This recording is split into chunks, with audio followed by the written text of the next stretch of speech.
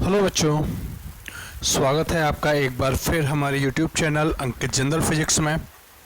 जैसे कि हमारा लास्ट जो टॉपिक चल रहा था कॉम्बिनेशन ऑफ रेजिस्टेंस यानी प्रतिरोधों का श्रेणी क्रम और समांतर क्रम संयोजन, उसके ऊपर मैं आप लोगों के लिए दो क्वेश्चन देके गया था लास्ट में, जिनके सॉल्यूशन बहुत सारे बच्चों पे नहीं हो पाए, तो उनके सॉल्यूशन मैं करा रहा हूं। आप लोग समझ लो इनको एक बार।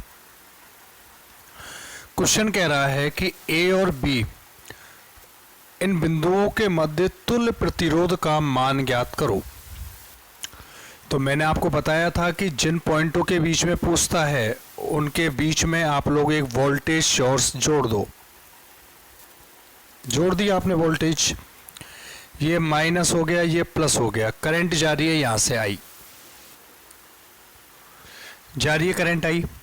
अब ये करंट आई का पहला भाग गया इधर की साइड, 3 ओम और 3 ओम दोनों में धारा का मान एक समान होगा।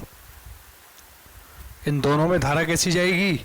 एक जैसी धारा प्रवाहित होगी कि नहीं होगी?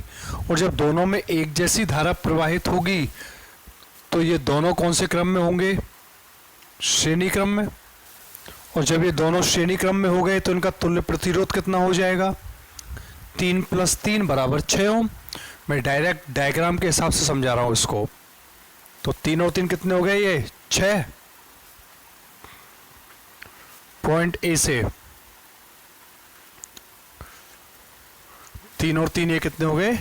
6 हो गए। बाकी का डायग्राम एज इट इज, ये यहां जुड़ गया और एक 6 ओम पहले से जुड़ा हुआ है। किससे? बिंदु ए से। यहाँ पे आगे एक 3 ओम, एक और 3 ओम, फिर यहाँ से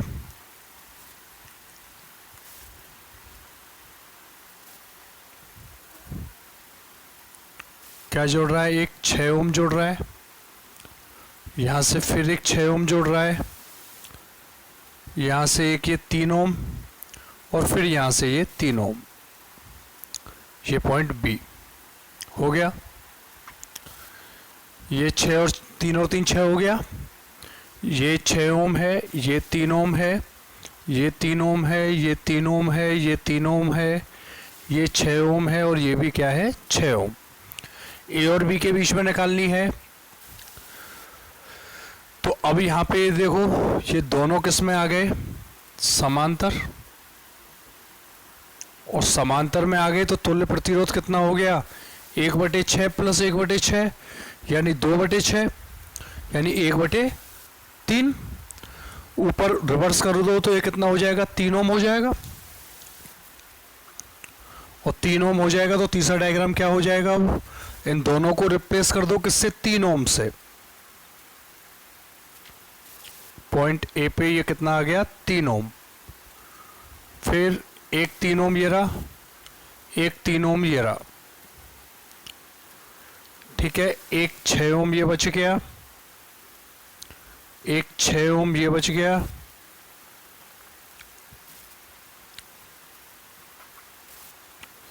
ये 3 ओम और ये भी एक 3 ओम। 3 ओम, 3 ओम, 6 ओम, 6 ओम, 3 ओम और ये भी 3 ओम। अब क्या हुआ? फिर वोल्टेज जोड़ी मैंने, तो फिर देखता हूं कि इन दोनों में धारा एक समान, और धारा एक समान है तो ये दोनों कौन से क्रम में है? अब श्रेणी। और श्रेणी क्रम में है तो इनका तुल्य प्रतिरोध कितना हो गया? अब 6 ओम हो गया। हो गया कि नहीं हो गया? अब डायग्राम क्या हो गया? फिर दोनों हट गए तो देखो,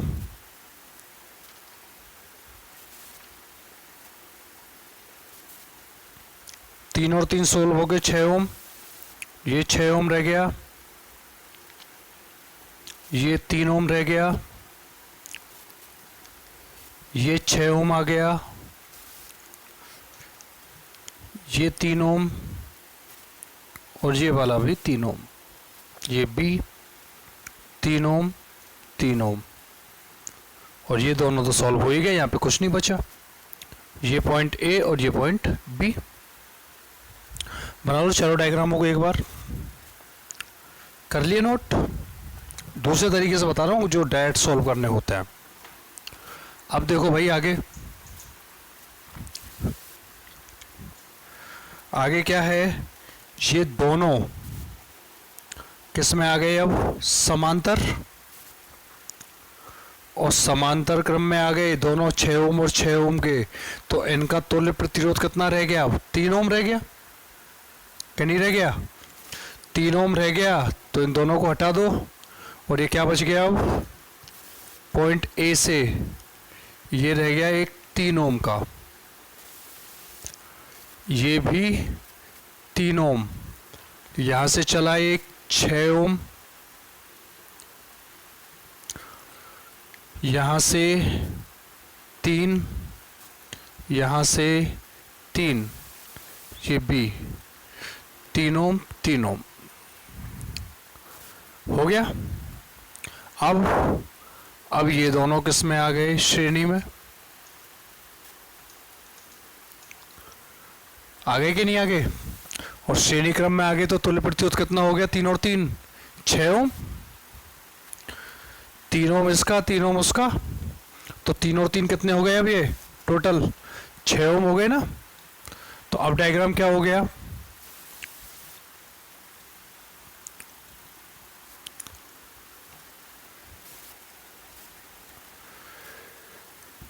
ये हो गया कितना, 6 ओम,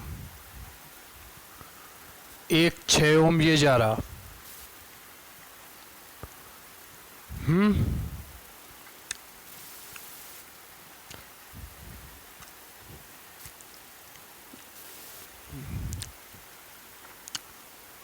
ये ए, ये बी, ये 3 ओम, ये 3 ओम और ये 6 ओम। ये दोनों अब किस में आ गए, समांतर, और समांतर में आ गए तो इनका तुल्य प्रतिरोध कितना हो गया, 3 ओम। अब डायग्राम क्या हो गया, ए से चला एक ये 3 ओम, 6 और 6 का, एक 3 ओम ये रहा और एक 3 ओम ये रहा, ए बी।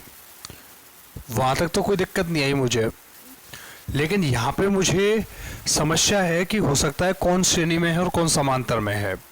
तो मैंने यहाँ पे क्या कर दिया, एक वोल्टेज जोड़ दिया। वोल्टेज जोड़ा तो करंट फ्लो हो गई यहाँ से यहाँ, यहाँ गई और यहाँ गई, यहाँ ये दोनों घूम के आ गई, और दोनों में धारा कैसी गई, इन दोनों में अब एक समान गई, और धारा जब एक समान गई तो ये दोनों किस में आ गए, अब श्रेणी क्रम में हो गए। क्यों, क्योंकि दोनों में करंट की वैल्यू कैसी है, एक समान है, और दोनों में जब करंट एक समान है तो क्रम कौन सा हो गया, श्रेणी क्रम।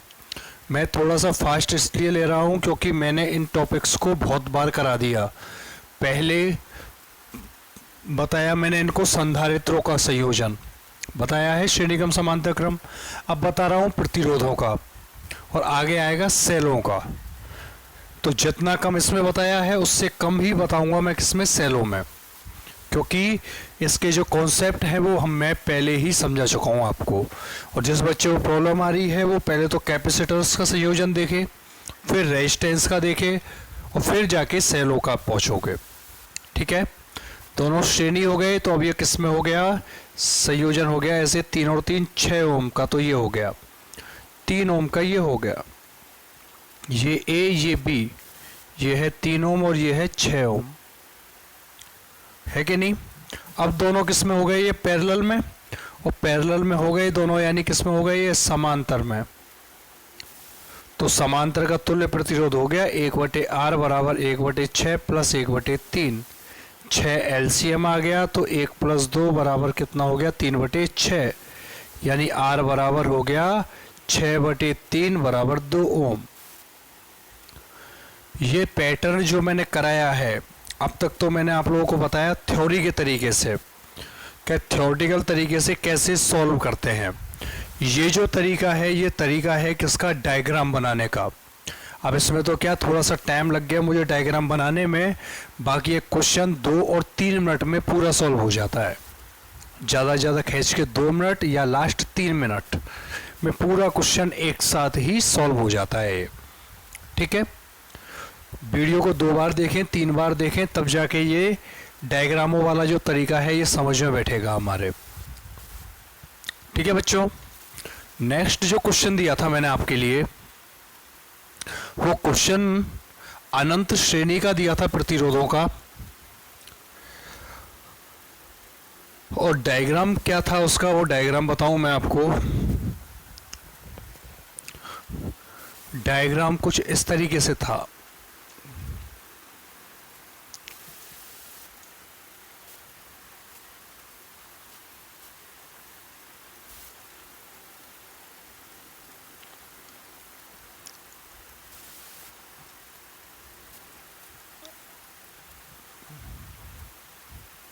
सबके मान क्या थे, आर थे, और प्रतिरोध था एक कहां तक, अनंत श्रेणी तक। तुल्य प्रतिरोध निकालना था मुझे ए और बी के बीच में निकालना था। तो जब ये श्रेणी रिपीट हो रही है यहां से आगे, हो रही है कि नहीं हो रही, यदि मैं इसको ये मान लूं कि ये जो संयोजन दे रखा है, इसमें जो क्वेश्चन में ये संयोजन दे रखा है, इस संयोजन को मैं यहां से तोड़ दूं, क्योंकि यहीं से आगे तो रिपीट हो रहा है, इन 2 पॉइंटों पे से तोड़ दूं, किस किस पे से, एक्स और वाई पे से, और एक्स वाई पे से तोड़ के आगे का जो पूरा संयोजन है इसका तुल्य प्रतिरोध मैं मान लूं कितना, कैपिटल ऑफ आर। ये तो डायग्राम इधर बच गया ए और बी पे, और आगे का जो संयोजन है जहां से मैंने एक्स और वाई बनाए हैं, इसके आगे का तुल्य प्रतिरोध में क्या मान लूं, कैपिटल ऑफ आर मान लूं। क्या मान लूं, कैपिटल ऑफ आर मान लूं। कैपिटल ऑफ आर क्या है, इस पूरे परपथ का तुल्य प्रतिरोध है, क्या, कैपिटल ऑफ आर। ठीक है बच्चों, अब देखो तो ये दोनों किस में आ गए, समांतर क्रम में आ गए, और समांतर क्रम में आ गए तो इनका तुल्य प्रतिरोध क्या हो गया, 1/r' बराबर 1/r प्लस 1/r, यानी कि r plus r upon r, या फिर r' बराबर क्या हो गया, r upon r plus r। आ गया कि नहीं आ गया, आ गया ना। अब संयोजन क्या हो गया, ये अब संयोजन हो गया, एक तो ये और एक ये ए और ये बी, ये स्मॉल r है और इसकी वैल्यू है क्या, r upon r plus r है इसकी वैल्यू। अब इसका जो तुल्य प्रतिरोध है, दोनों किस में आ गए, श्रेणी क्रम में। तो श्रेणी क्रम का तुल्य प्रतिरोध, तुल्य प्रतिरोध क्या माना है मैंने, कैपिटल ऑफ आर माना है, इस पूरे परपथ का माना है ना। इसमें से ये 2 प्रतिरोध हटा दिया बस मैंने, तो इन 2 प्रतिरोधों को जोड़ दूं चाहे घटा दूं, कोई फर्क पड़ेगा क्या। समुद्र में से 2 लोटे पानी निकाल लिए मैंने, तो समुद्र के पानी पे कोई फर्क पड़ा क्या, कोई फर्क नहीं पड़ेगा ना। जब अनंत तक की जो श्रेणी है इसका तुल्य प्रतिरोध कैपिटल आर है, तो इसमें से 2 प्रतिरोध हटाने पे कोई फर्क पड़ा, कुछ नहीं पड़ा। तो तुल्य प्रतिरोध किसके बराबर मानूं मैं, कैपिटल ऑफ आर के बराबर जो माना है। दोनों किस में है, श्रेणी क्रम में है, तो ये क्या हो गया, small r plus R upon r plus r, या फिर कैपिटल ऑफ r बराबर r प्लस r, तो यहां बच गया, ये क्या बच गया, small r into r plus r, या फिर r into r plus r बराबर है r plus r square plus r, यानी r स्क्वायर प्लस r बराबर R R plus R square plus R R, R R से R R cut गया तो समीकरण क्या बच गई, R square minus R square बराबर 0। बच गई कि नहीं बची। यहाँ से इसके फैक्टर करके और कैपिटल ऑफ आर का मुझे मान निकालना है। ये मिटा दूं, इसके क्या करने हैं, फैक्टर करने हैं गुणनखंड, और गुणनखंड करके किसके मान निकालने हैं, कैपिटल ऑफ आर का। और कैपिटल ऑफ आर का मान किससे निकलेगा, श्रीधराचार्य से। और धराचार्य के लिए मुझे किसके मान चाहिए, ए बी सी के। तो इसकी तुलना कर दो किससे, A X square plus B X plus C बराबर 0 से। इससे तुलना करोगे तो ए का मान 1, बी का मान माइनस आर और सी का मान माइनस आर स्क्वायर। हो गया कि नहीं हो गया। तो श्रीधराचार्य क्या कहता है कि आर बराबर हो जाएगा minus B plus minus under the root of B square minus 4ac upon 2a के।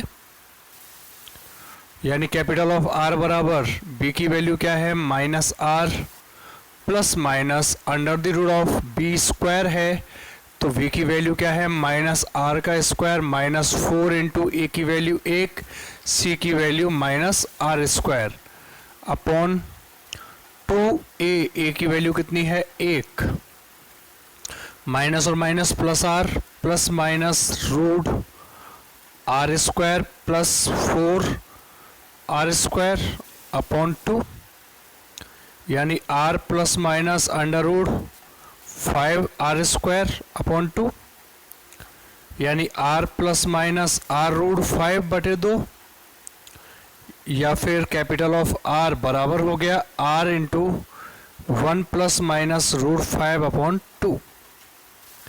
रूट 5 की वैल्यू होती है 2 पॉइंट समथिंग, 2 पॉइंट समथिंग होती है।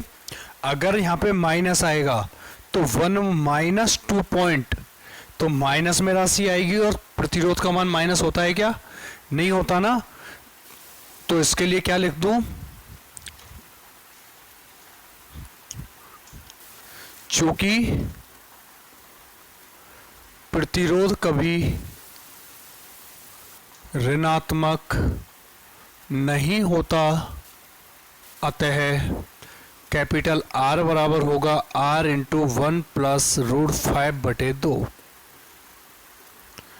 ये किसका मान आ गया, कैपिटल ऑफ आर का आ गया।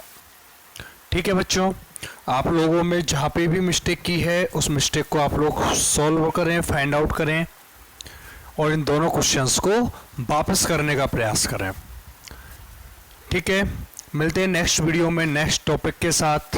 Okay, take care, good bye.